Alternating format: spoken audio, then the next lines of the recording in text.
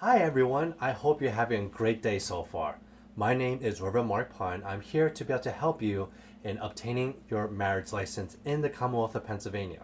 Now, by law, your marriage license is only valid for 60 days. So I always recommend my couples to be able to obtain their marriage license about 2 to 3 weeks before their ceremony date. This way, just in case you need to be able to push back your ceremony date for whatever reason, you at least have a little leeway before your marriage license expires. Because once it expires, unfortunately, you have to go through the whole entire application process and pay fee for the new marriage license. So with that said, in regards to your marriage license, both of you need to be present. And it does not matter which county you obtain your marriage license from, as long as you're getting married in PA, you just need to be able to go to any courthouse in PA in order to be able to get your marriage license. Now, in regards to witnesses, you don't need any witnesses to be able to go with you to the application. You don't need a physical, you don't need a blood test, so you won't have to worry about any of that. Now, when you get to the county courthouse, you'll be able to go and sit with the clerk, and they will be able to go over the information and application process with you. Now, one thing I want you guys to be able to keep in mind is to be able to know whether or not you want a certified marriage record, which is a legal documentation to prove you're legally married. Because that marriage license is not going to be the legal one that they give you that day. That's only temporary to be able to let us as officiants know that you guys have the ability to be able to get married that day. But for your legal documentation, whether or not you're changing name or for insurance purposes or whatever other legal reasons you need it for, the certified marriage record will be given to you afterwards. Now, in this video, you won't be able to have any of that information because it's just too much to be able to fit in.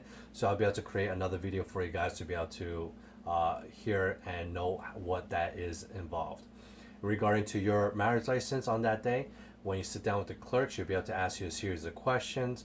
An example, your full names, your residence, your occupation, also ask you a genealogy question. And then one question that they're still going to ask you this day and age, as crazy as it sounds, is they're going to ask you if you're related. I know some of you are probably shaking your head out there, but I know for me, it kind of sounds crazy. This day and age, who would? But no matter what, that's still one of the questions that they ask. So once they go through the whole entire application process with you guys, they're going to be able to print out on a piece of paper all the information, make sure you proofread everything and make sure everything is spelled correctly, because it's much easier to be able to get everything switched over and changed and updated.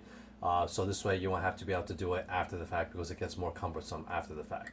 Now, technically, there is a 3-day waiting period. Now, I say technically because every county courthouse and clerk operates a little bit differently, but traditionally there is a 3-day waiting period. So if you go Monday or Tuesday, you'll be able to receive it within the same week. If you go to county courthouse Wednesday through Friday, you won't be able to receive it until the following Monday. So like I said, that's what's traditionally.